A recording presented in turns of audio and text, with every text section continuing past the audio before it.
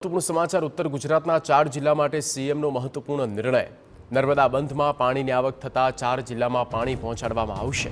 બનાસકાંઠા, પાટણ, મહેસાણા, સાબરકાંઠાના 952 તળાવો ભરવાનું આયોજન। જુદી જુદી 13 પાઇપલાઇનો મારફતે નર્મદાના પાણીથી તળાવો ભરવામાં આવશે। સંવાદદાતા કિંજલ મિશ્રા ફોન પર। કિંજલ, પૂરી વિગત। जी बिल्कुल, खास કરીને નર્મદાના બંધમાં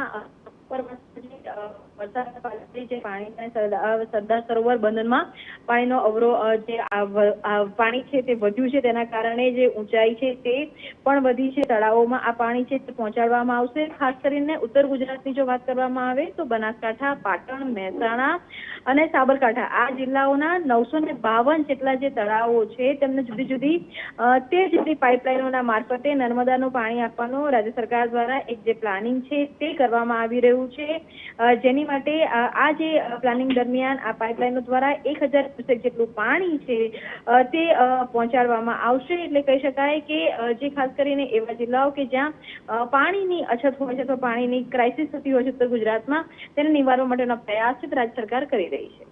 આભાર કિંજલ, તમામ માહિતી આપવા બદલ।